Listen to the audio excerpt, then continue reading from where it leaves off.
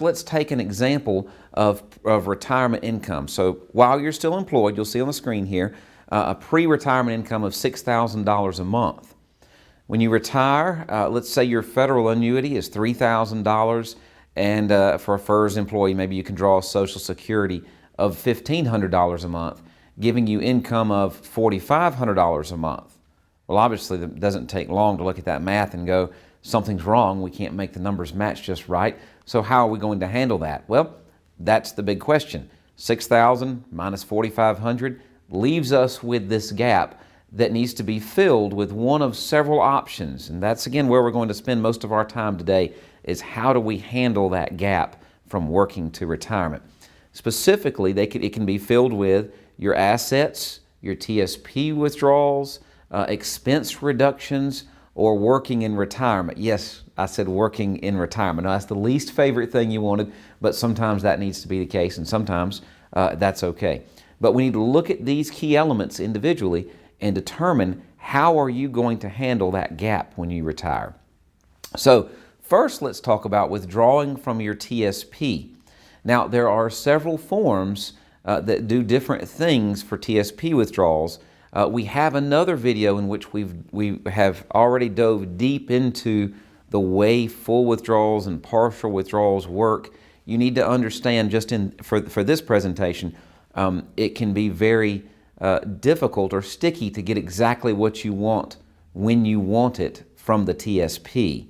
So understand that, and I'm going to give you just a quick example of how withdrawals from the TSP can actually work. Let's assume for a moment you have a TSP with $560,000 in it, and you want to use the full withdrawal form to do three things at the same time. Number one, you want to draw money from the TSP to the tune of $2,300 a month for, let's say, 2.5 years. Why would someone do that? Again, just in brief, let's say you retired before you turned 59 and a half. You wanted to draw money for retirement. If you drew money from an IRA, you could potentially pay a 10% early withdrawal penalty. But if you draw from the TSP and you've retired in the year you're 55 or older, or if you're 50 and special provisions employee, those withdrawals from the TSP will not be hit with the 10% early withdrawal penalty.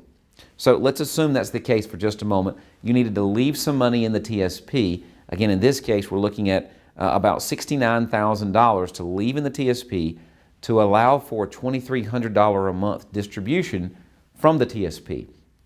This monthly withdrawal can only be changed one time per year. At the end of the year, they'll open a window so that your next January payment can be higher or lower than the previous year. Once that payment's locked in, no changes until the following year. So make sure you understand how that monthly distribution from TSP works.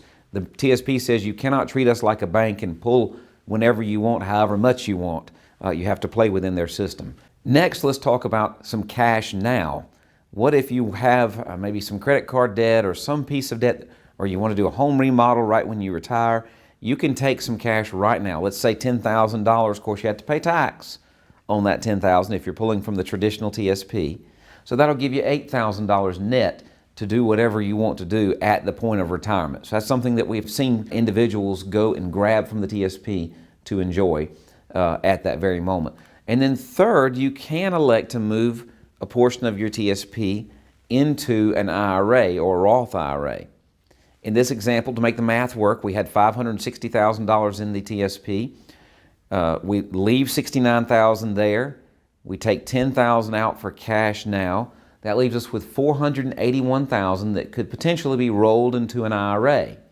Now, when you do that, there's no tax implication for that motion. The $481,000, if it was in the traditional TSP, does not get taxed when it goes into the IRA. Only when you take the money out and spend it do you have to pay tax. So that $2,300 a month, you have to pay tax on that we just showed in the first part, and also the $10,000 lump sum draw, you have to pay tax on that. But the IRA would stay tax deferred until you began to take the money out.